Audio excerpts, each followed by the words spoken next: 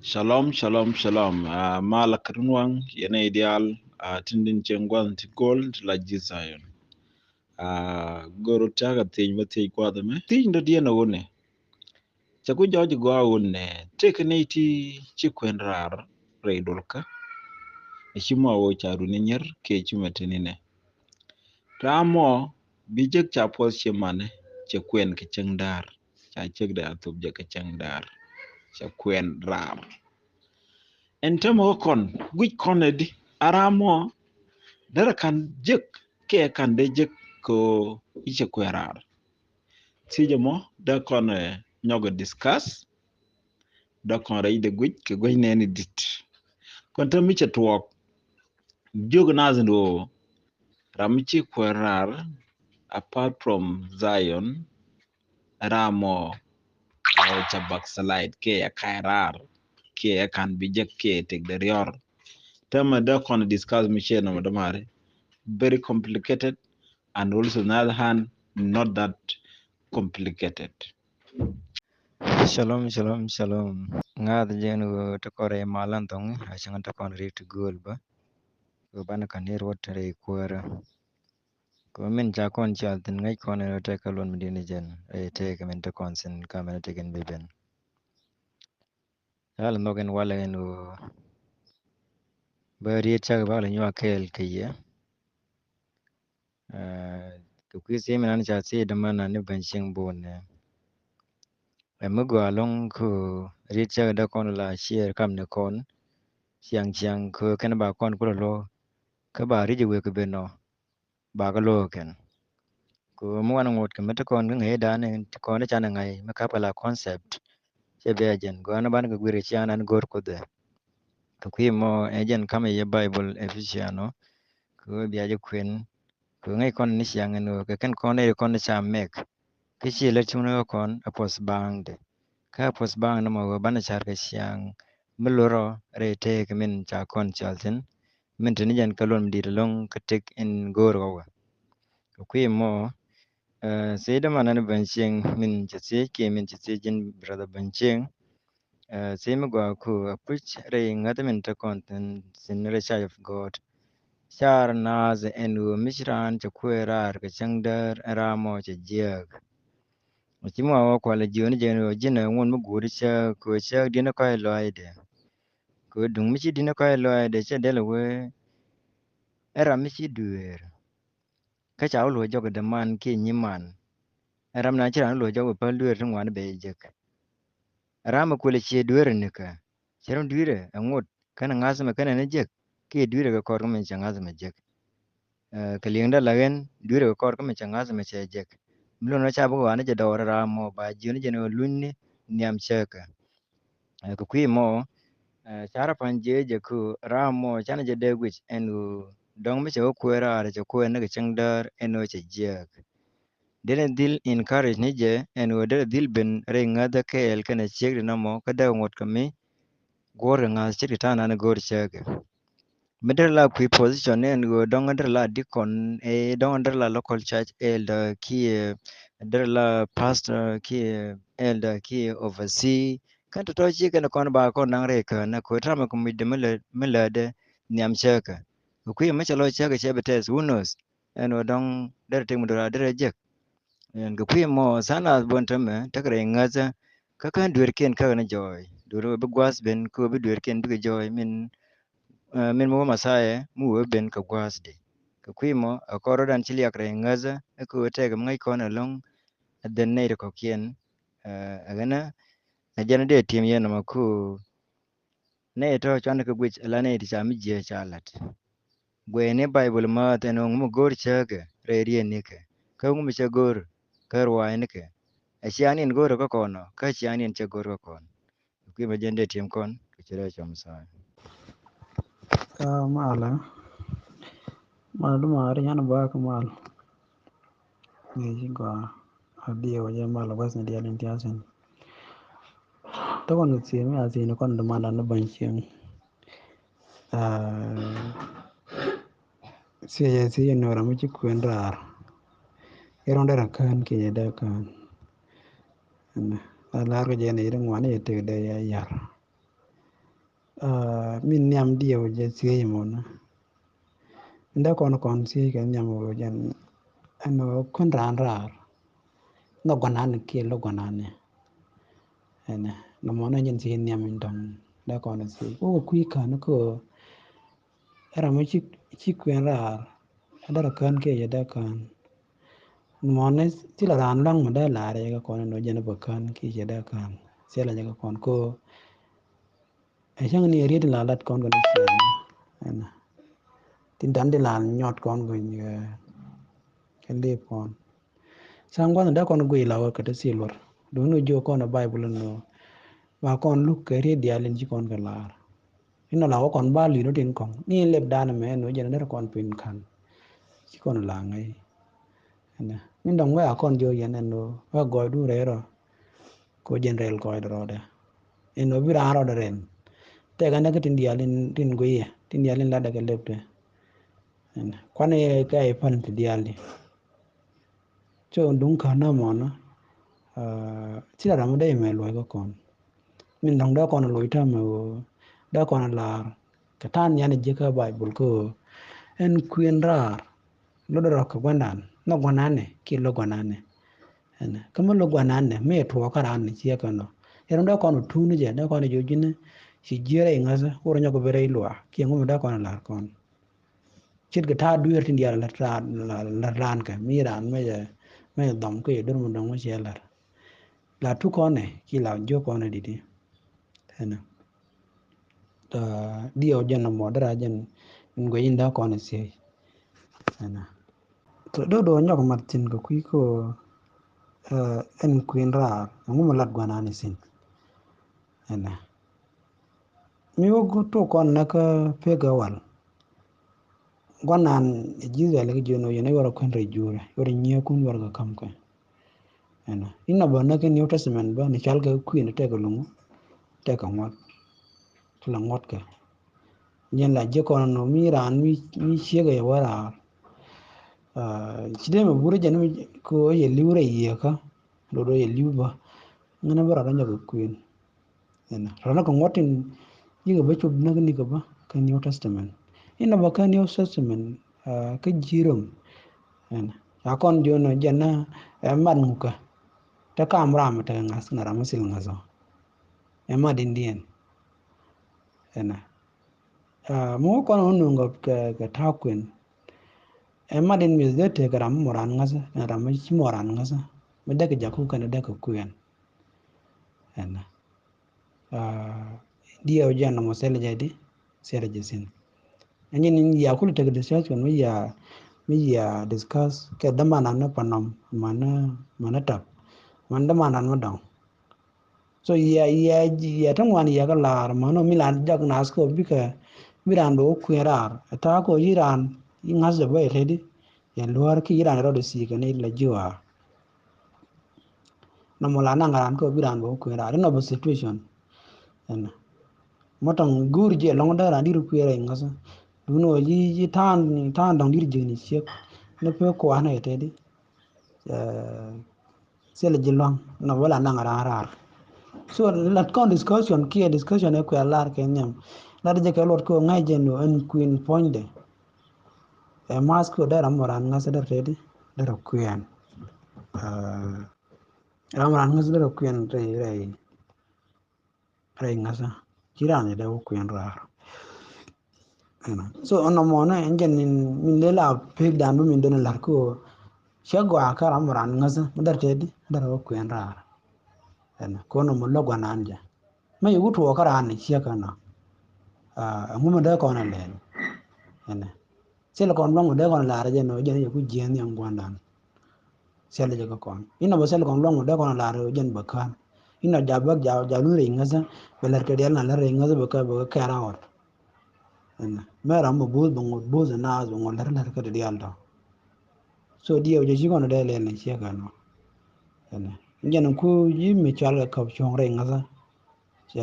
te sin ko mi chiran me ya kot ya ko sa re ngasa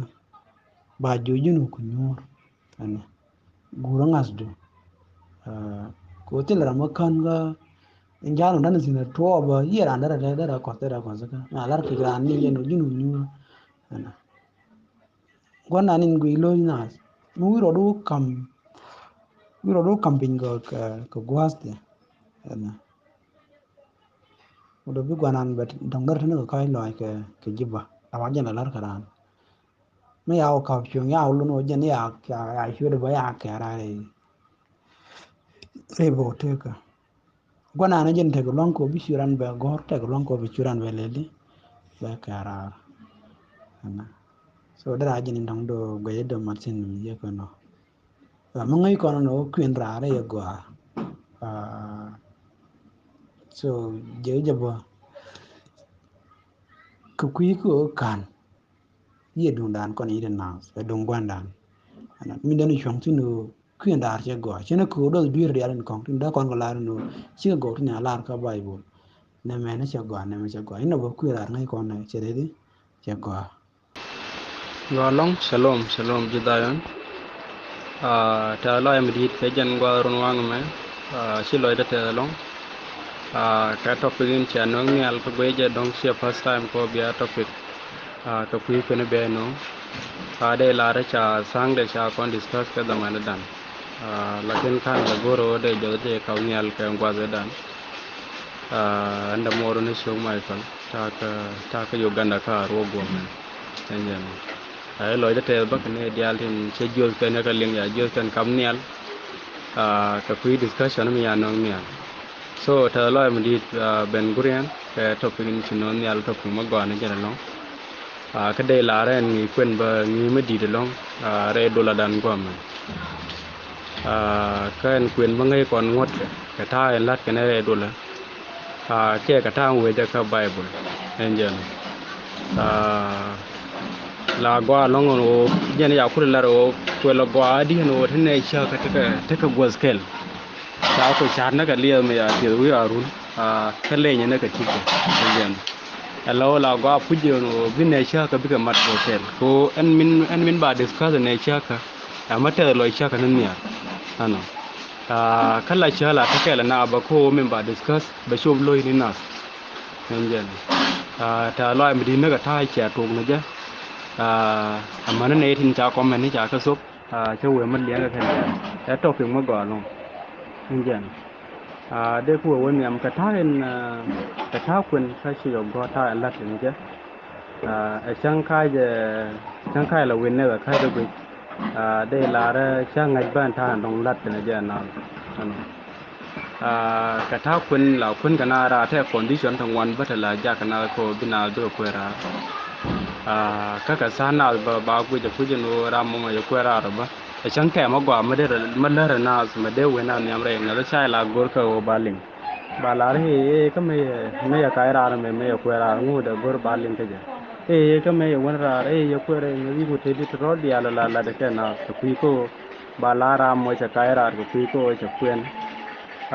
cha kwen ra en ja kan ta di ala de ka sin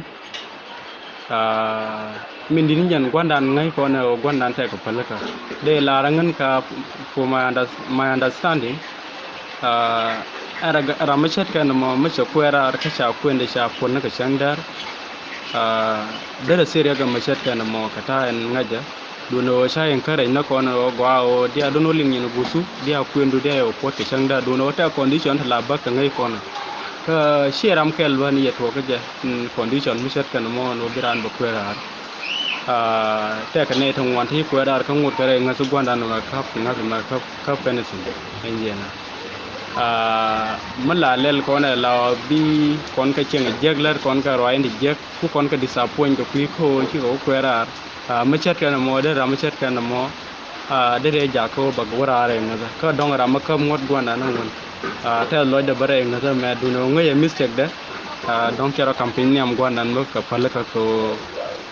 mijita mi chet kana mo chet woke njana min de lar kono ko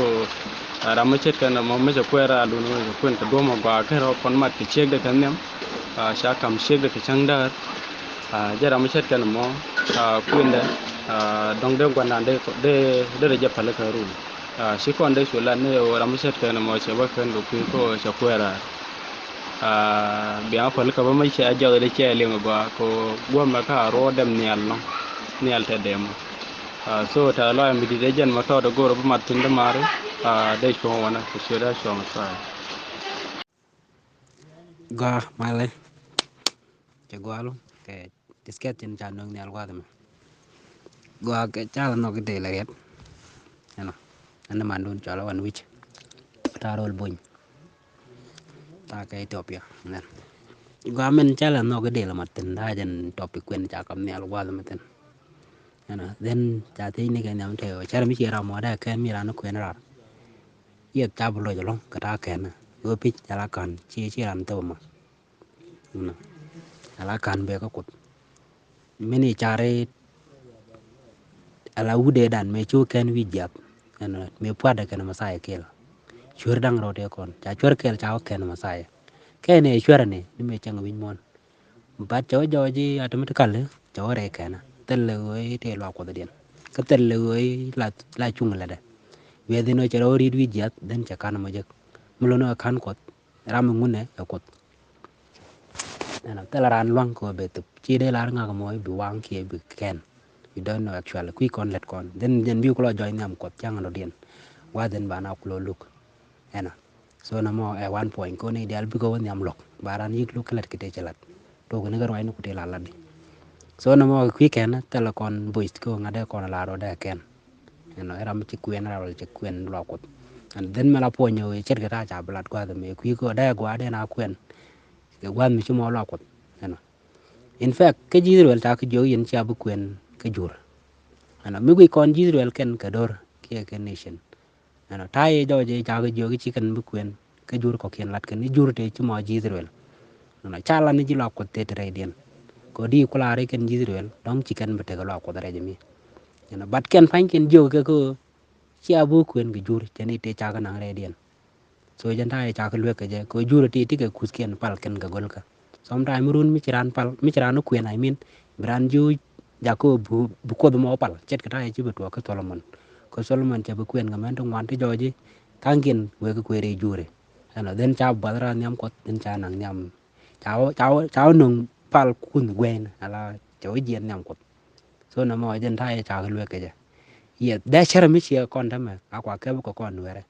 den de kon jogi cha bu kuen ga jur chet ka akwa la re jang ko te kon ka so dan kel ka jur ko ken so na mo den ta kon ta ga me dan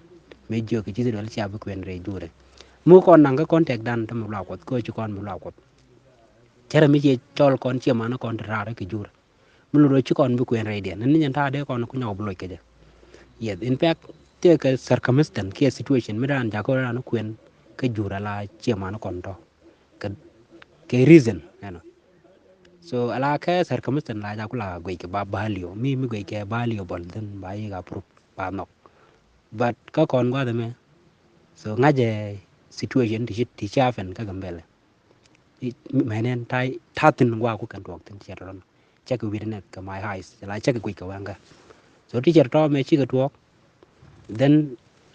cái do gì cái lung nát cơ ba mươi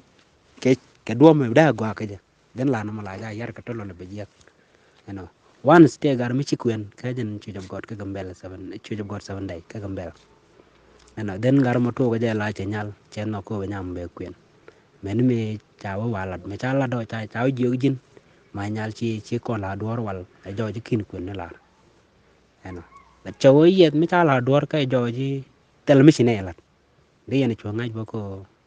go nó quyền anyway anh em mấy ta vô coi chế do chỉ là đó nó wal chân tel mới trả lát chỉ nhà mồi chỉ bị quyền anh em sometimes đúng lúc cái gì coi nhà mồi ngồi để quyền nó wal anh em mấy chế pel mấy chế tay lên cháu nhà lại chế dit anh đều có quyền cháu cái cháu present nhằm lọc cột nhằm bươn này lọc cột ta vô cái as long at này là nó wal chỉ nhà bị quyền bằng một cái mấy chỉ bị quyền anh em chế chui cái gì cái nó mà cháu mà đồ điện cái nhà mà để lọc cột đến cháu buồn vẫn in the same chui mene me chagi jo yen melet yen mo chaken chi den ngot an garmo chen chode balar bat chetok den chira mo chajen chiken kwen no pot ana ma chaw podo wai pod ela to gwan nyaltin den ti chema nyaltin ka ti chema no woden cha kwen mo pot ni ko pola kot bo no then cha oput but ne te po the chiki ji lo ko da la ji chu god 7 day then chu ken lo ko mi chen mo chu ken ye ne chero ko cha na malat te jo chi ele lu lo ko ngana then chu ken to ga rar lat ken chiki ji lo ko up to now you know mi ko no wi ko ne thok no chi cha da je lod chang ne bible te la chung mi cha lar ten chu pastor me chu kuen pot I don't think that an je men ngaje ka bible ka da men dan ke old testament o chu wude chu le let abraham chu jen den chu wo dar che nere ke dar che mana abraham chu nyalo go tong mo den chu kuen chu pot tong mi kam de ke che mana nyal en point de le de ku che lo gor chu no ni che chu te ni ke che ba nang yene de den men me cha nyal cha tie cha jo ge jin no ge je ba nang chen to du chu chu yes den chu nya mo yeng nang so janen ngaje je ko kuen e kam wut ke ken chien to de ke kam chi manu de ken chi mani nyal then pastor dang da we wit na ni jen da wi ni cha la re boy wal kan la re boy tel la manang ten ano bara ta me cha joji chi kon lat ko be pastor be pot wi jit mi ba ben document ni je tit a kona cha bla re ngun ni mi cha la constitution then cha joji ta tu wan ti na ben kep nyu na o chi na bo nyam re ngas ke ano ti kwa lat ke charna ken nuk nat ko ba du ba ka ga ko chi na bo nyam ano na mo cha ben la tiel ke nyir kam ni nat men me chi mi che na ma cha to khi na mo ko ra te ta na te la pin ga na nya la tin ni i che bi kwen nya mo i ko cha jo ji te ka mi cha je kam dun we der chi ko la don wal e ka na nga ji kwen ni ano e chang do je e dung bo e mi tel ma cha la tin den ba mi che na ba ye kan tel we have many people to chi to re e no ga gambele ka do cha do mo den cha kwen chu ja ka complicated che yu ja ka difficult ano ko no na mo ko ko ben ka tie ja wala e da jem tra no kwen ra ano ala ka men je cheng no mi chu kwen ka nyam kwen ngok ano no ko dong tel mi ngaje ka kwi ko so mi che na mo jen ku da ba ja ko dong da je ben chik che ko chang ni kwen bang ta normal chang kwen lo ko ba te ka gwa ti bum weekend ti ji lo ko ba ni anten ana ma charan kwen sometime e ko so na ba ni ko wut la ba je ki chang ba je lo re lo ko chi ma ra ana pa ko ba me jo che te nyam chu je ano no mi chi tu lo ko ba nya ma cha nge je gwa chi man den di nyam che nyam ma diri kwen ano ba do ben di kwen di kwen re boye ano di kwen ka ta wal che no wal la bola ka pat ka ro no were den ba bul ba pot bina o chang ba nya nang chang no mala je ne perfect le tel mil la hirer ten ano cha bu ko lel kalan mi je ba ko pot ka do den la ko na pot ke ne ja ba nya nang chang den kwa la chal ke nung bi ken nyal bi ken kep bi ken nung cho de chang ano den bi nyal ba chu mut la ba chu dor so no mo jen ta kal che dan ne wal lam lu no kon bong kul kon ngun mi chung kon ke chiang ko dum la do bina ba ngo gi la re boya ka ta mi che ta mo gwa ne ta boya long che ta ni cha lo ni ke nem gwa mo ano mi chirano gwen tong mi re nen tron ti dom chit law ko ka jo cha du no la re boy ka ye da bo ngon mi te law ko eno ten le bible mi ti kon per mi de ku en ba po da pastor ye pastor bu ngot ko la do kan men je ke new testament eno men ci bible la do yen bi akuen bi ayig lo ko bu ko do ken rear ke bu ko rear ken dom be luk so na mo jane ci bi joñ mi ta blat ke new testament eno ba chu e ba kuen ba po da pastor kan ne je eno yo mi dong chiran je kwa me okay be la lo so ri chawa bara long du no chala no ge de riat chara mi chi cha tong no wal ne bat kan me riat eno ko no no chila te ko cha jot kun chakling ani kwar ma la ya pudo shalom mala ga long bala lo ka te jen cha te da man da na ben chiang bon en go rami chu kwa ra jen dera ken ki cha de ken chan man jal kel ka bible mana bog du lep ka nyag la ne ngone cho ka baro ba dok kana ba ngwan a jeni chwara kun ka ke ka chwara nye kun kam gat kien alamen ka chwara gat kun kun nye kien amen me de gat kun rit kor ko nyal aba wo pal ni kut to gwe amen me de kay loy ko nyal ben ka ye aba ye dup ka pet raja me raj malag ni jaga Israel me kan ga ke ki jib me kwa kala nang mun cha ga nyodo yen ka yen ne ka tarela ka yen ne ka tarela ti chakan chet ga chuor la kap de ke ala ko mi che ji kana la dunda la ja gore ndo jen be jirel ala dunde eno ala wo ni jen ka roade che be gore no ala poindu ibe kana nywa kana gwan jeng chet go diri la wo let ku gwan jeng ka diri la belet ku gwan dan ala ku gwan jeng a go kana ne tan loko ba gwandan ba jangat a chang ci kan to ko ci kana nen lokan bare tuka ajana lot gwandana ala wo na me erien mi chalar ga Israel cha ga nyodo chwara kun ka nye kien ka chwara ga kun chwara ga kun nye kien ka chwara nye kun chwara ga kam ga kien ke wo man bu to bu ngu to de ga kun de ka urit abi ga jien kor ko nyal aba opal no kut gwena na mon wala amala tuok la tuoga eno mi jin mi chu kwena chu kwera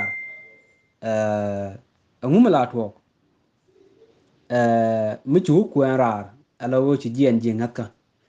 chu kwera ti ga mi la tuok godo me chano kwar man nyam chu ga welkel ba ngwan chan jaman kwen ajana ne ajana chu men ke jabot pa la kun kien ke wo cha dong ka kana loy da kam ko nyal ko de cher ka loy gwan ne David na melat na Solomon mala tuok karam ran ngat ka mi ci jien re ngat ka de ala wo le warar bala wo kuan rar ram moti mala tuok je awati ga mala ja ya bot ka tin ala kon man lo kuer na masai je wo de kon la jiere ngat ka de kon lo rar e wo kan ni rar kan nyin gwandan chicken chat da lo gwelken kwana jalaren tame mi chu kuen na chu kwara dien re ngatka a chu kwara chegdu dong cha bangat an chegdu ko cha ngat a ngu betwogo bi yen chenga chiang mi jon chang mi chi ro do ling ano no laman da chop ko di da chop ko di warar a bajinang rar ano no ka chiang ne ka je ano no ko mudong cha jojo no ten la de kana tan guji ka chiang ngat ka dong chicken go ano no namo la adokel mi ci gwan jeng jeri ala ken o da ji jok je men o dir ro je na ra namo tu ne ti ngwara chi niu ano no wun mi chala Solomon awa men ke ci men ga je badrar cha bad pal kunu gwene ke wodi ke wo che jien ngaka cha loy do utep kan nyira to ci nyira ci kanu ban jara ano no chua loy de chua chuleli chua loy de chua wuch ko kon nyal makula ko de so man do dien karom chu ko baro ba baro angu dongo bana la lar awo ngu de dwer che de ajen kam ken ngu tin cha dwer de ngach mutel nu ngut cha dilu ay goro ko dwor de ngach meken ngu de lari aloy du ci dit ke dung ra do dien ngut jege ngut che jego aye ngut che jego aye ala ngut ci kon dwer de ngaj wi mon to men wo ram me che dwer meken ngut de laren wo e lo di ci dit ke dung ra do dien mu ci loy ran mu ci dit ke dung ra do dien dere ngaj din wo dwer ram mo ci de nyodo emele de mon e dwer ke wo te lu ngun ci nyodi bat ke wo ngut go aye e ci ngut de laren wo lo di ci dit ke dung ra do dien chu dung ra do dien no kwal mu ci dung ra do dien kwal bu ngut be ji yen a jana danan ku ngut ku le te tin ke je cha kon ku le nyod go kon ci kon lele te pin ngun antame ci kon to pin ngun ke go buot ko kon yi mu buot ko kon yi angu mu banalat ci ngut la ri chu kwel mi ci kwel ci pala lo ci kwel ngut me deji la yena ko ku kwel tel ngun me deji yen ci ngut la ri to chu wodom mu kin wodom ngut ndien deji yen de ngut dom da ji yen ca ji de yen ke go jin kin wodom ci ngut ngwa ma ci ga te pindu ano no wana me man cha nyot kon awa dwer cha de ngach metel no ngut ala dwer cha de ngach metel no ngut masai medan me cholo ju ko are awa te ke wut mi ci jogen ba ju gor gwanu di alti witna duno an alwo jok ba gwar kane ci mare ba ka wala ro yen te ka gwa ma watan cha jogu tal ramde pur ka liye je jogde kan yana ne tal ramde pur ka liye je jogde man lor ke wodi malon masaje ala por lo de no kon on tamme ci kon ben re ngaka ha ku kon lo gur na da lo gur kon na ku kon ka la kamra re wa kam kon ka re wa bad jin pointu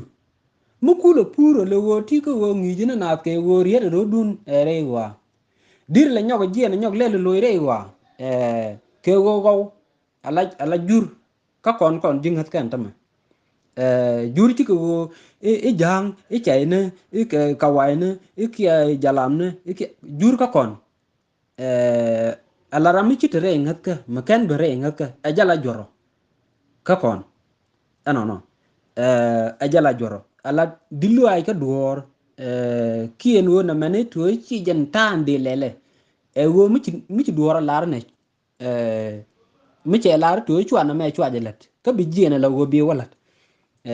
bi ngut ba chu jojo no chu ngut anda nan chino mo lar chi bailet ano no alo chu ngut ya kan kin ngut mo kan ni lot ano no so ka bogon do dien ka jon choga jandaro wide ke bad wal baro awa ka chweje tich ka tich ndio dien Simon gad jona ki gad jon nogya chu Peter lo de jet ke go chweje tich ka tich ndio dien ni nogya ka chweje loch kwara ngiji ti dial ngiji nogaji chu ya chwaje jogi mine detka ala kon tala gwan metel gwir changa ni nuare ka chiandien tiken ke gwir no me muguru nyal bijien mila kwen bijien bu wuga chi man nyal bi ko joga nya dun chanok na mo ya gwir mutakan nuare no gwanu di al tala ne tel gwir tene to ke gwirien ka kingdom masai ma ja kon cholten chokon bi nyod wo gwiren bi lek ye wo yen char bi mat ko ajene ku yen la den ma ku lo raj ka Matthew chapter 6 verse 24 tala ramade kwar dang raw la de ka yen chiago kana ko di chiaga de rek la de ka alama lo de la de ka wo jin binamiu cholo tuo gwaye alo biu la de tuo gwa ka biname ba la de jin gwaye no yen chia kot kana riang chia ga de la de ka la wo ma lot ka no wo kon mi chung kon la kingdom gwandan bi kon chung la kingdom gwandan no bu kon kule cholo ne de tarar ma la lo kon la kon wa lo ka jira mi cha junen we ka ngang mi chinama la balado kama na wachi ji choda goda let kan yana ne na mo kera no mling eno lo kana ga je na mo mi chang chilo gori jin nyet chilo nyi ni jin kana we ka ji chod gon na chikan nyen kana mi chilo bi nyen kana eno alo kana to ka tala de tin e wodi wo cha kon ngaje no ko kon ci kon mut ci kon ngaje no ngude me gwaye ngude me jiage no ban mu kulo wo loitin ba ji cholo no kama chungude me chile belela ka wa cha ja lel ke no ala gwa me man ngono bogo me ke je Simon Peter arami cha jogdi cha jogo mi na det ka nguno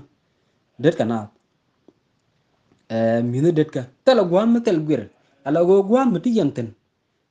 cha rodun madala bon kel biati ke gwir me jal ke ye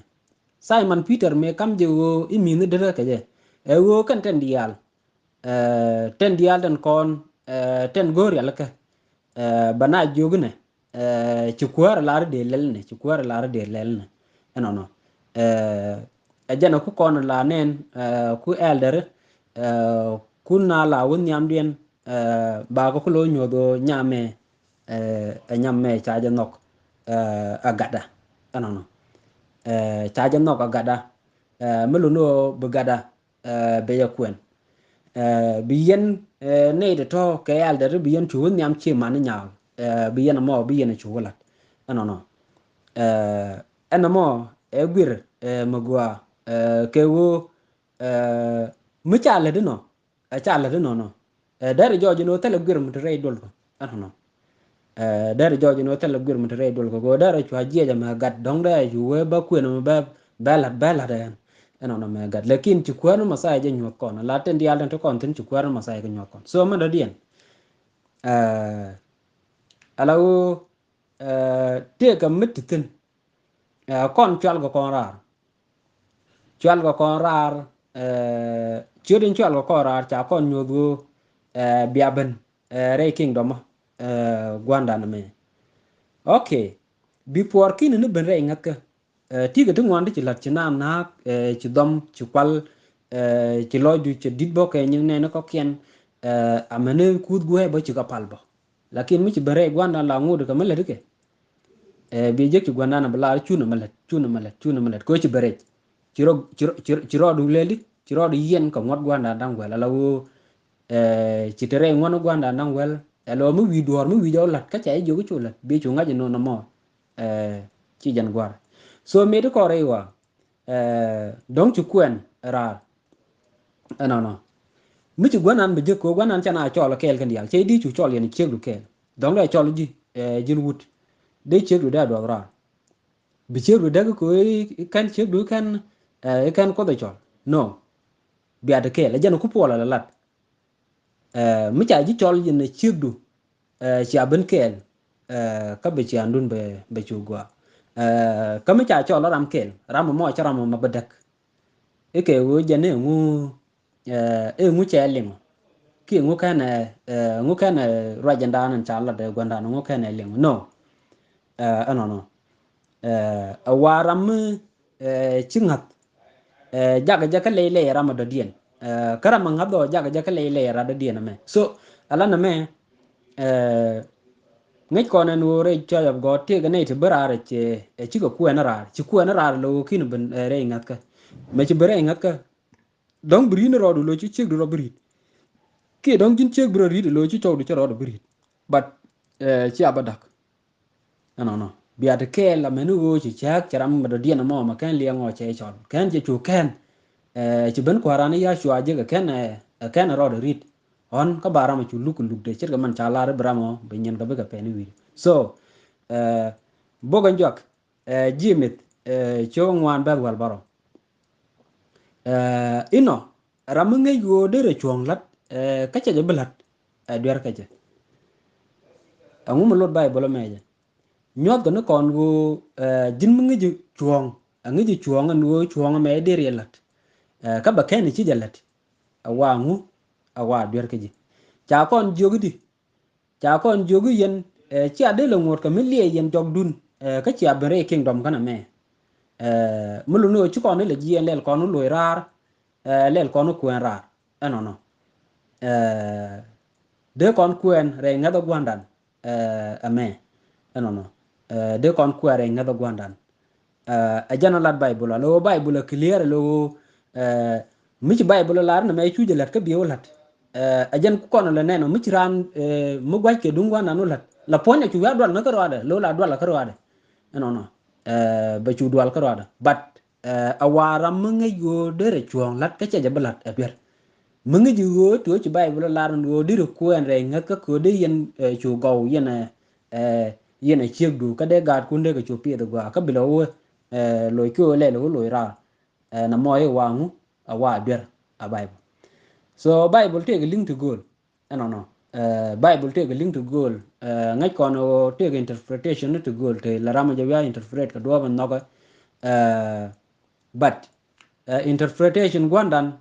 tala mu woje ko gwana raja te wana charo ge no dunu duel gwandan mi ja kon chore chana bele jiena bana loirar bana tugwach ke nyin gwanan bana kala olat anono clear ka bible no me gwi kon ala kon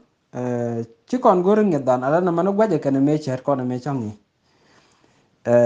me chet kon me changi kana na me gwaj ken me chet kon me changi chet kon antame jinga ka jien go ko era ka tel ngwane ana mo ngude kono lado ala go ka bible ken bible la to bi akwen ko di bi akwen ko diok bi akwen ko baraw na mo ku ro de jek ka ta ndanen men ci aro dulli ngaje gwaje kana malat kono men tam malat kono me amiten joje tenyre bible ka la go go ngalo ngaber clear no gwad me te mi chalar kon ko jemis jemis choko ngwan ku la bad wal baraw jan jarwan mu gwa long chelat ajaneno ramunga yodere chonglat ikache je blood e dwer ka je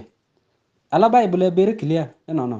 na me gwaje kane off ni no kon ala en na me tama malat kon me amu joy ka bible gwaje kane meji kon discan me changi meji kon discan me changi lat kon go angu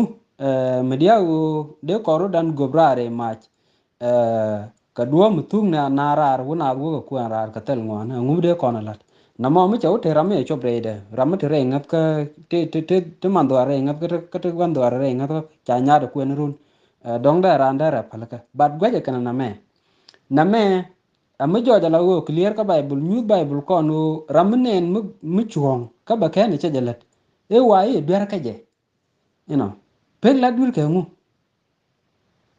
alia kamu ko bang ateng mu do rare kwar ni ya shwa masai that is very clear na mona ala na me che opinion la opinion che ga gor bang no gor no ban jal kel ka bible lo gwaje kana men ana men ci kono discuss ke re ni te ci wo no so te ko ma lar kon go mena ka peter nyam ci ko ro bet jandaro a jana ke go murudu do ke go ci derlat e lon mu ko ci jego ala jinu do ke jiko ci derlat tala mi ci jektin ko do ke ni jima ci ladana no dunda wo mi lad yeni chuong ka ci a chuy ke kuide amin go along nyam chaka ala mi lad ko ni chuong masai me kwelo ben me bana mi jogu to ne dieji baka dak bene raw to kel bene diok to kel ne de kon lada ni jiching ka jiching tit dang na tin cho jab gor me te ne ti dak chi man ken te la ji ne ke o ba ji lo chi mor no te na tin ne cho jab gor mena no ne ke wo gur ke no dir la na la dien ba jogu ba kam chi gur no ba jogu bu ke chi de mor ka to ka gwandan chi ka let no ala na me che me ala ngi je mane ta gwe je opinion ni che go gor ala en na me ma cha ti je che opinion ni che go gor e de lele di bere clear ka bible chi ji met kon jogu to ramnen mu gwa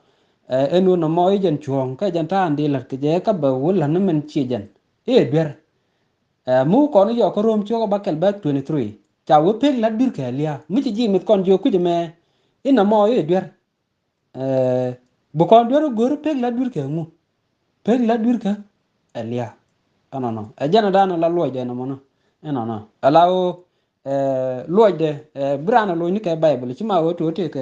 ka ofnion me gor ka tena no ya jan ta dana dong de lo ci jana mo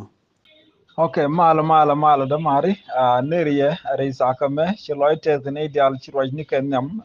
cha opini ni ken ke cha charen mat kamin chati ni ken nyam ni gwadnan ta lo indi long no ba kon nyal ke jen lo sono me kia ke jen topic me kia tijin cha tij ame go am da kon lok ke bine kon dial ni ko ken ni chingol tigol alaw ba ko lok ka rojin bi roj kon ko puch tiram la ni mi bang telaje laran min gujen wo da chuang kada ne dial ko kende ko lok ne kon tin ba kon ling rejam amma ne dial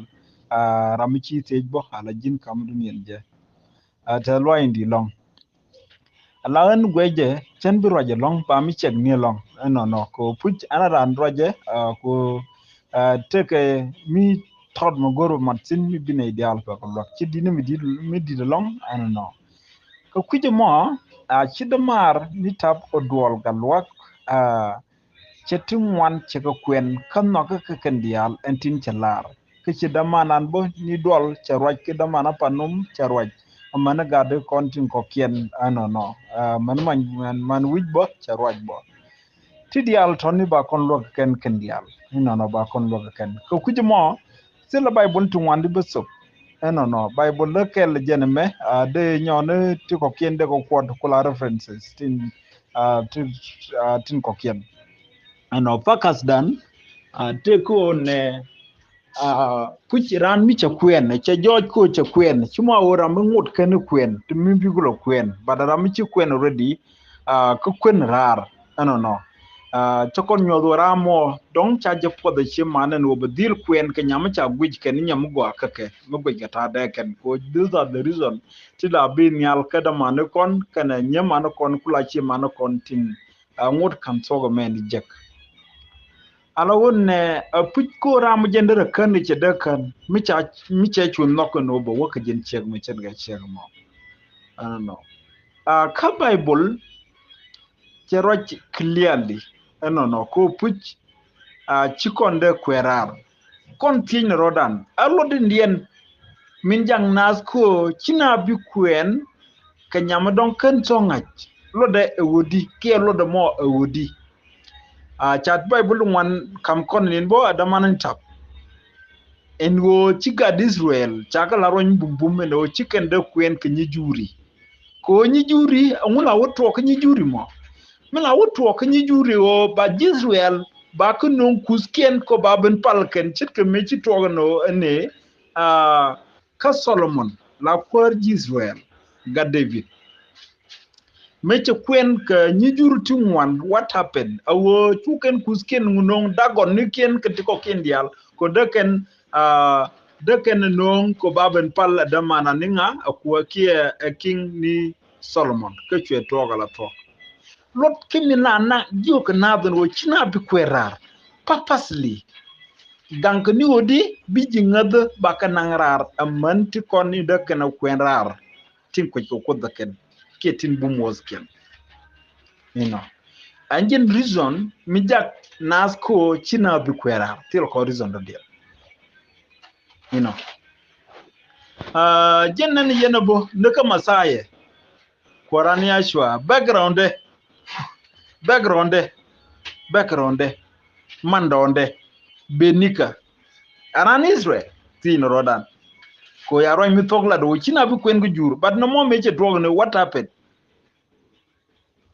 ano mandong yashwa alamu background yen mi cha okwana kwen mi chi kwen keliu ejene channeling kiela kwen kone chiroda yajin go an boku Israel bapal was busino an bosin chiroda yaj awojen baram kel ke Israel ma wale antame kwana ben ko roje me damandan ci jojo gwawune arami cha ko kwen e shemane oba kwen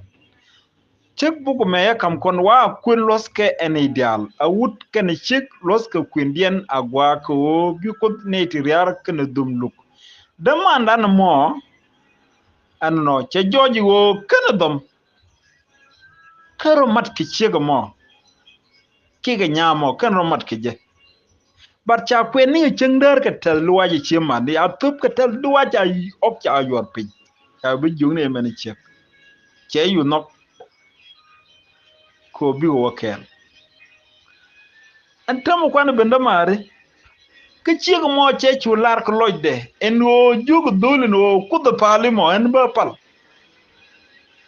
kudo palimo ba pal gwa busino bano sin kel tamrame kande der kul badadi eno no ka kroje nde lar konda mari miche twog I'm not supporting go na kurar chen la nieno mo no chen la nieno mo ladini o miche twog already what should we do ka ken branda no control min to gwa the me an katan gwe ne kre bible ka katan chala reide ne ke chi of god mi yogu yene teram biro ko be olat ka another country miche wala tin che idole o yel pin wana mi no ala oteg ne bi je chi kwen ko kwen ken kan gala reidul kos for that situation but chi kwanan check a look no ala mi lara kon mi lodo wana me awo ramichir karamoni damari no where mat ki check de ya tubje ni ga ta loaj ya queen chalat aramo according kata angweje neje related to the biblical understanding aramo ne dara kan tega da jek micha ngud mi pal gwandan katok kicha ngud me guro ngot kana ngas yashua ngoda dara kan dara jek min dara jegne wodi jen kana dom kana lerlat kana lat ka dop shuera kana lat ka dom jel loynas ka je but na me chalat ka chang dara chemani cha queen chalat che you know ano ko kuinan ndo kon gwi chikon de la ramo chebekan no ramo de kan ko til ngot mi chetore ngon nan wer kwena ga chengdar chen ngi kon re dul kot makan che manaran agree no bi kwen you cannot get married to that person unless chitu side tiga agree no ba kwen no ba yala chen bokul succeed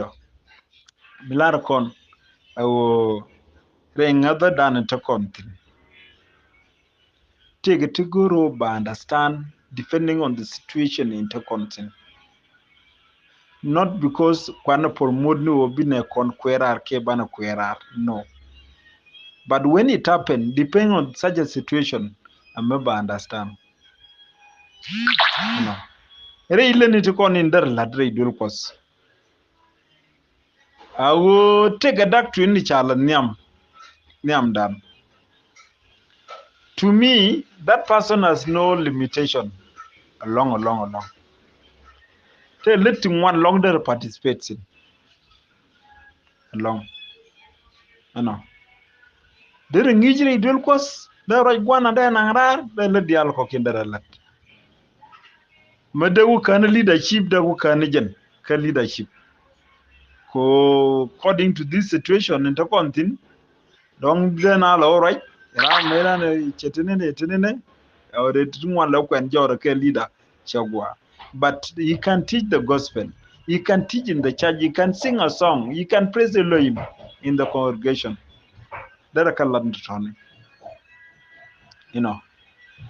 Kodi situation I'm not quite understand. Chara and the post. Why do we have to do this? Do we have to do that? Michelle and been a no more. Chana the look. Chana the look. Ramlar Jarama Chedakan. Hey, Madamar, we have to think spiritually. And Ramoni, a woman they will pay.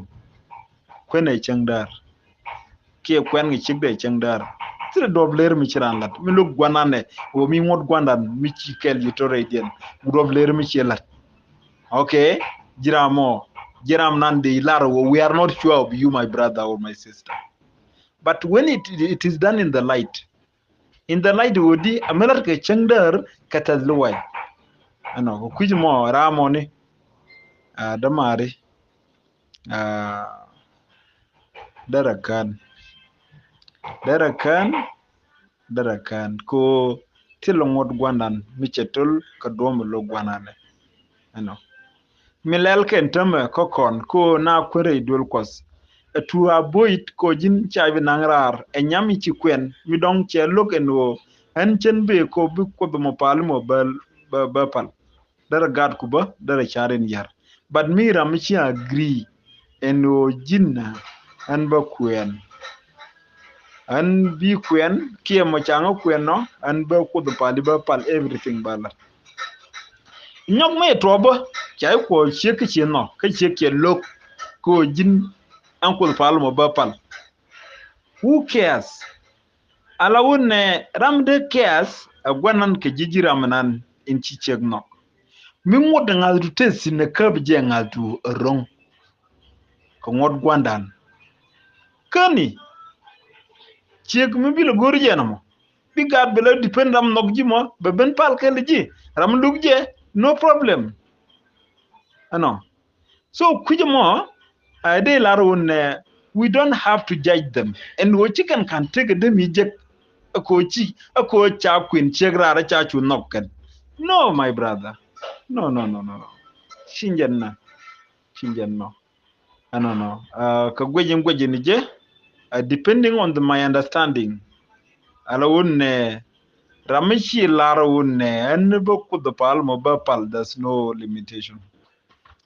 No more the mariche jogni no chen bu walong no more ajen ta gwaje. Ko wana me jalara kwilos ke en ideal. Which mo me chajo los queen mo succeeded in the good faith ka ken both family. Ai alawra money chada kwa disco jin chikan tege bijek. So any jenande mat kono mo no chinyu no kono na doctrine lo kwa en wo na la kwerar. I'm not saying that, but roger kane konin chetwoko ko already. What should we do about them? We cannot sideline them. Huh? Chan da kwa list chan da judge. No, we have to minda kon la do ban konyo nok ke members ke lo kon, they have to do some work to feel like allow tana na tekentin. She na teacher look already take a drop. No, take a way for them to get salvation of Yeshua. There's still a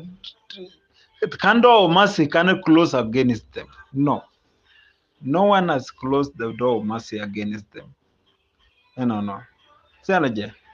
ko kuji mo gweje da mare wo katam gwe ne je defending kind of standing to ka bible puitra ma ka lieng je duno neme goro gwe me bo. Let us show love to those brethren and let them feel at home in the congregations that kaneti jikor masai chirga ta taga sini one. No. So jende markono mo ani amal kwaraniashwa msaya tekel kiya. Hello everyone. Neri yendi alkia male yeni di alter group de la da mana ne bencheng thaloi ko che bo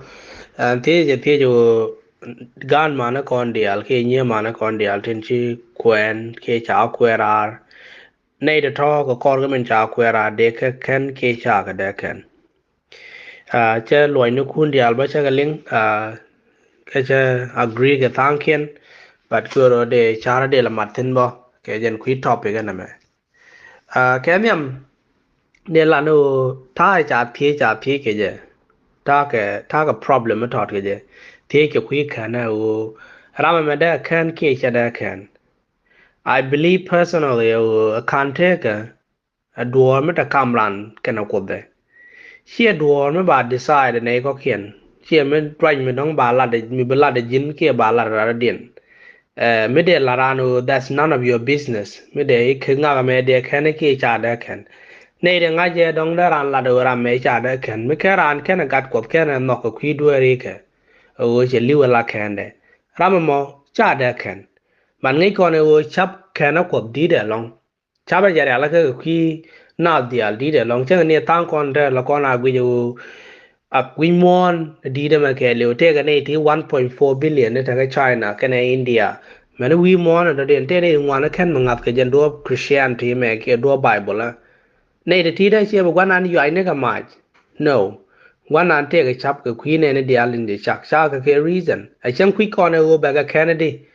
chiran me pet go be la do chi ma ra Sunday to gwe je ba ko yu ai ne ka ma che yin ko Kagweje, you should stay out of that question because she business will be a teacher ngam ba ken ke cha ba ken. Si Bible jara ja me che la de ne. Ta pe la du re lia ka mu ko bang teng mo dorar re Yesu Kristo. Be je ko rom sho ba kel ba jana re diok. Si Paul la ba rom sho diok ba jana re diok cha wa kon dia la. Ti kon ngut ko ti kon ngut la ka pen kon a chek ka goy po nya ko. Che la pan completely o ta la ma la gwan chung ni wi mon che ngaram kel. Mulo nu Kamut ko tati de whatever you keep lower keep on she total point jiran kon dial ju kon duer ju kon mut gwanan ju kon pan a shekten men be kon ken gara apa bangkot ko ci gat ko te ben te liu ko kwi duer e kon cha kon ko loy mara ka ko so kan te ga chua cha ro dong ni be je ka let ku ken o ti du mut ti ne ken mut ti ne she jen question am mo o e tien nguni ku kena kwi duere den je lade yen be kante je kwi dien o ke shi kante be je kwi dien nga je o ko te ga chabo da ran da ken mishiran cheli cha charo rire duari ke. So I believe myself personally me cha gat ko tam na go cheli ku duari ka cha duar ka te wal cha ka pele ka te da nak kanga je as long as I continue ko ba gat ko banger ba duar ka te lada ba ka pele ka bo do no shena da laro any cha can already ko kwaje ngubu tuo tomorrow kwaje ngubu ko chara ga ku duari ka ten chalat mete duari ka ro de ritin but they lo ai da go je wo baro ri duari ka kanga je as long as I keep maar mo gwa ko na shagda career or duari ka yes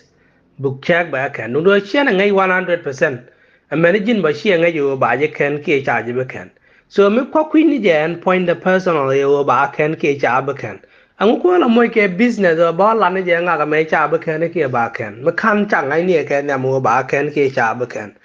so yana mo a meta kamran kana kop kan te ka a muy ko bang shi me be je ko shi ngudi shi ga ti de ke shi de ti ga len she la no sha ngudi sha ga de ti ba la no chu ra lya ka tien nguni ko shi te le duer ji ram mo ko ngai ne te duer te le de shi ga ma la de ke ne ideal to pen ni shi ka goi po nya ko ai ne wu de cha la no wa me gwi ye o i gwan chung ni shi xiang chung de me ka na cha wa chu no chu ngu je chu pot bang ko chu je ke chu pot je ka ko je ne ku la ja ga ja wo bo re re ai shi tiet nguni ke xiang chung ni ke te kon de la de a pot bang gwan dan so cha lat bo re gan ma na kon u cha chen ngun ku wu de me chwa re te jo ja de cha ka na ma sai kan de ku ngu ko cho ro rit ju wa gu ja ra ko de cha lat ka xiang ke cha la na ti je de nong lia do ko cha gat ko te wa nga la wu de mo ba ken ngai kon ma sai ba me che chek cha nong chieng mu cha khép gwa dum ta jo chieng me ne khép gwa dum ngu la re mo cha yu jo ra ma tel dwer ga ye mo pa me ma yor so ka ji chi be pat ko ete pa me be yor ke nyam de ji te ji o me tel dwer yes kon ye la ro tel dwer be pa me nyam be chu yor o nga cha ba ken no so that's the question ngu me ma sa ja la de che chek yo chek ne ten go nyin ta la ga ji o wer ke chu dwer chu le le nyok mulo no chi che ga ma choro ri dwer ga de kon manu wo cha moy ke bang ko cha moy ke phot bang ko ba ta ga tuk mi jidit ka ta da wa nyam ga je yes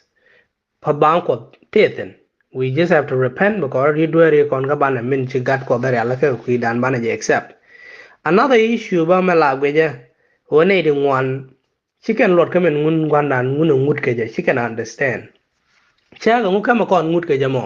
nguna ka ko bu kon bu ngut bu kon kam tek ki nguna ka ku te ga na me ngut cha ga ngun ga ku te ga me dora and this might shock a lot of you people who don't chiran le ngu cha nguna ku te ga me dora ka men chi wu dan jama sai che ti yo ma go ro wa re te che ti ngi ngu me de la ko ba te me dora je kan ma sa ja la do ti ne luek yes che je go ti ne luek but chi wu la do luek di al che ga tit ka te me ta jor ga wu mo so di lu ko dia li ga tir ka ngora da ta ga meta jor ka ji me di pen kan so it's not just about tiel lueng ne ngut ngon ga jana ngon je ku ite ga ngut la je da ka mi je ka na ma gwa na me no nga teng ma gwa na me no nga teng mi je mi wi ngut gwa nan wi to la check doesn't have to do anything tell me go gwa nan ya ba bene be jal ka ke be be do wi do ka ke point ngut na ma ronga go be je moy ga let's say enta me chi yong kong enta me ke chi ger ke turbil ke chi kuma jala ro chi na ger ke turbil ne di yong kong ne ji ngubi tuo go bete ke accident brar dien bi na ga bi sure bi to la re accident ke bro moy ke bon me di da run bu kuma ben ko chi ran nak be yor ka te jena sure men chi tul chi be nyo ga ga nyo do mu wiro ri do ri ko abu ko je gwa din cha do ke mat ko anga jo tin bu ko de peleka do ngi ji ngu chi sure bi je ga nyo ka dong chi be bra ka te jen ramma de kan rei te ga me do rara be beni dung do rei te ga na me be ting me be yig je pan che be ting me go a je lor ka ma ngon ga ngut ga je ngut ngon je ko ba kon nyot ka ten non ko ri ka na ten non kon ta lo ai me go cha ngun ko be kam ting me do rar lor ka men ku kon pop bang ko lo gor ka je wo mi chi ngut che tul ko ngut mi chi tul chi jina kwan ta ra chi jin friend anymore ne chu tie je ne me chi ngut wa nan tul ga je mi chi tul ngut gor no be ku at least tele ya mar after ka kor mi chu tietol mi wi ngudang wel wi ga tit ken wel diok ge jen diok dwere da ne chilan ngora go ngudu ke je bukura kula lan ne ka wona jin ga ko bi te jo pele dwar ka bai pele ka jen ku kon pa bang ku kon la gor wana mo. This is the reason in ngon ga ngud ke je ngon je ku te ga na me ken wo ba kon nyo mar nda kon mar ke je ko dan ken ne ko kien dundo do do de ne bo ke ku nguda check yes metolo nguda shi ga ti da go check wi jo ngam no ga da ne chen ke lo forever me jira me nyir ngut gwa na shi ga no ga bi check wa wa ram ma chen go be ne chen ke chere me dong di la ta me wow ram me te chiang je nya me chen be kwen ke wu de me chen be kwen ko gwi chiang mo shi jen chiang no ge bi a chen me ne chen ke le ram mo same thing me ne gwa nan ram mi logo bar ri du hari ke ram logo ba on o ti de ngut gwa na ye sa ba kam pa bang mo ko jen che chiang mo go chen no but a chen chi ga ti bo ngode teng mo do rar a pa bang a che chi me je ko chi mu che ti another issue bo a quick ko ne kon cha pa bang ko cha understand pa bang ko chi me kam ji ko gwadan pairo ri duare ko ke gwadan pai boing je some of us we think go on pa bang gwada kan ko na boing bai chu boing. From that point chi do da din che ben yo la ne mi do la re yo tele chance do din che men ja go ki brusho wel ba janar ba ke le wa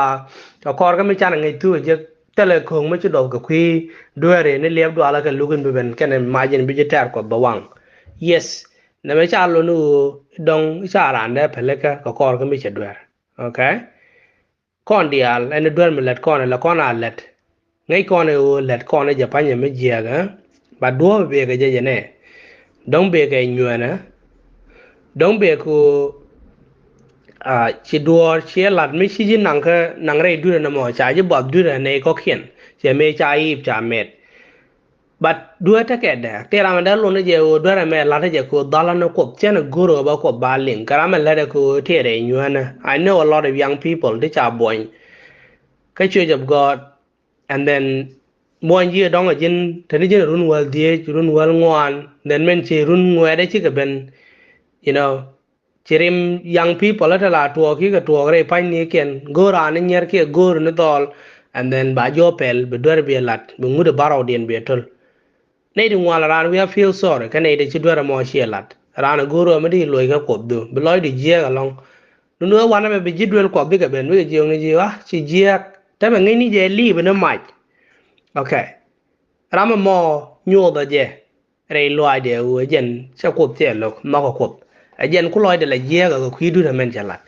ci cha la do ram ma lo je ku ni zikel cho jen de wu de diok cha wan ci loy de te ge liara ma gwan duere chere me ci ku de peleka ci ji peleka me ke ro ne rit me ci ro rit cha ngot pele ji ka same thing chen jai boy ka ci duer ci walat cha lo no te duer mi di la de ko bi de ko ka ba yo ga jaram mo cha duer ku la de ta me chen be lo ma peleka duer mo no ko te ga lan ko ba duer ku ba ga peleka dore ci lado a long chiro written ayen ku kon pot bang ku kon la goro nyok bo te duere la kon agwe ci di ni ken ga duere we kon ci ku ni ken duere dial je ken ga ko kan non ga lia mi jin kon kai ni te kai di ci lada ngore de liu mi di ni loy du ke ni ne ko kiena hey chirami chidoma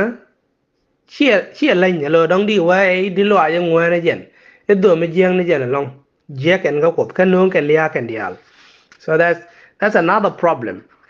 so pa bang ko ga go con as long we repent because the come con mo ko ra ri du ri con ai chang ni mi chi du ka ko ka mi cha je boy de jong ni ji jin da mar mo ke ni mar mo mi te du ri chi la da ka ko ka mi cha boy nya loy du ngo no go ko de be gwara chu ko de chu ban pe a chang te ne di jogi cha je be kana chu chak ling no ra lat kana mo ko ken they don't even know cha kan ri ro do ga do ro tong man me jidit ne kon chen dong wan ga kwi ne no ko a think that am kwi yo de bi je che wu de me chwa le yuri a che wa kan che ga chwa la bes shiba a ngu me ji cha ga lat ga kwi david me gung ni Nathan che jak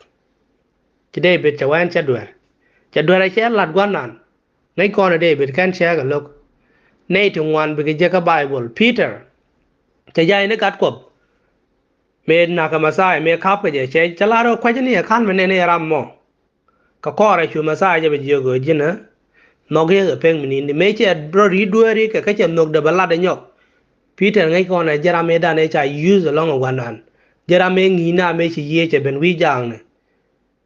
so la de ji o na dua dia la jai kon kwan nan ten ene ta me chi kon duer jai kon e che ndo mi chi che che jai ke chi nga jo che duer la de ri rodo chi ku ene jira na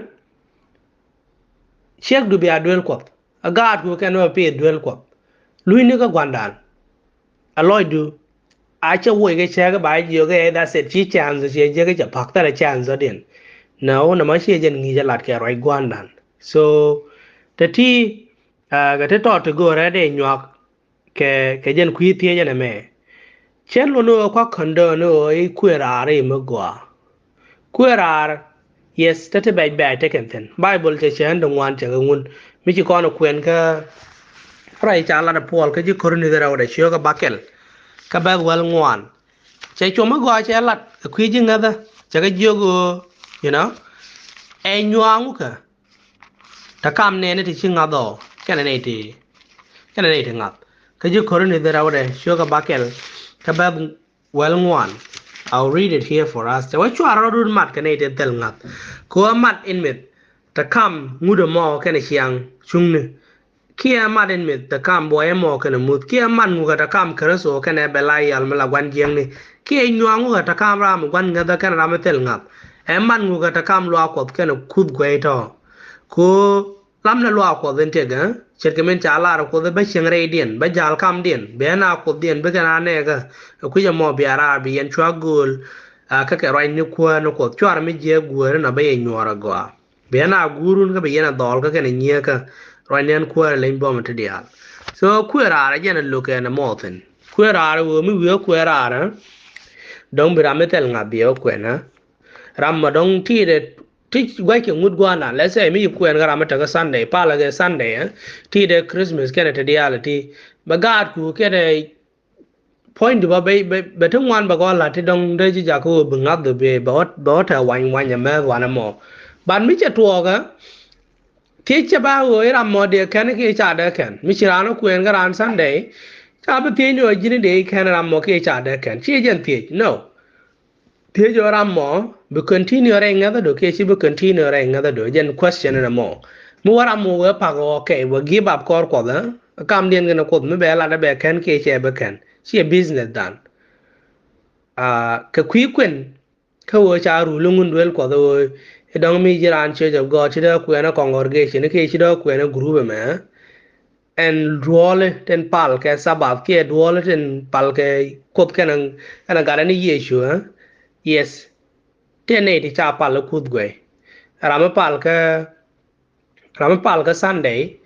I don't know me dong da ran lar 100% ram me pal no ku gwe che ta ye da ne pal ke bal ke ne pal ke molek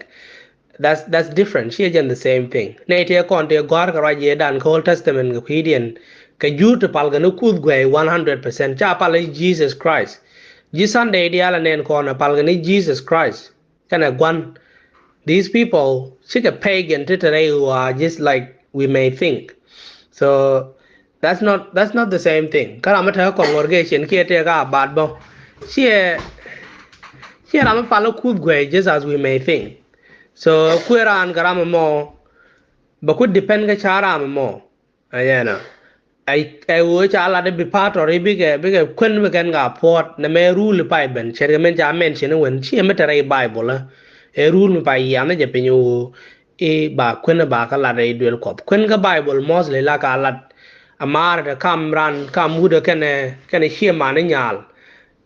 bi chia mana kien bi rom bi ga mar kien bi ga na lat menu no ke no bi ga kuen chere chiek chi kuen ja duel kop chi chiek duel kop a chiek chi more wood bo wana jin dor ne ne ko kien chi wana jin o i chiek me kuen ne ji duel kop so mori wa kan to kam ni kun to moro bo wana yen ga chi more kun dai yen pator ti gi chara bat ti di aler ke ya kam chi more kun so men gor gwana na ya marwach o shi ne da ra shi ga matkel pate go itu ngwante je ko kun re duel ko o gar ko shi ken belo learning ni ne de shi maken ta chen de ngwante go ta kenten so chen de to ta kenten chen to ti kuna benefit ko pal ga ko re duel ko a shi ma brana ko en gi chen de ko ken ana mo jana de martin cha ra ja long ka ten chalat I wish I hope cha ra ji thi ja thi cha lo yo nei da to de kan ke cha de kan I believe on mo me da kam gwan dan kan ramen ba kan ke cha ba kan shi la dan na mo men da kon la wo da kon gan ma na kon da kon chum yen chwa nga dun chwa ja pel bia kor gwan dan gora nga dun chi kon ga be che second class citizen nei che je be kon ga pen ke din be kon ga pen la dial men mi chi kon ga joji chi kon ga tora re dul ko na mo ge je che chuon ge je wo da kon understand wo nei ti no kan wo be gwan an gora kwan ga lok ko bi ga luin jok re nga da den ani I hope raja me be ramal kwe linga be benefit in a way linga jakaje thank you de la no chloide te ka contribution sha matin ye ne ideal in charge cha go along ka char kundin cha nyak kan charity bi ga gan mana kon kan nye mana kon de re nga da be kan ga lok ka ka re ideal in cha kon galat de la ro thank you again many chang no dien ne biata ga mal bye bye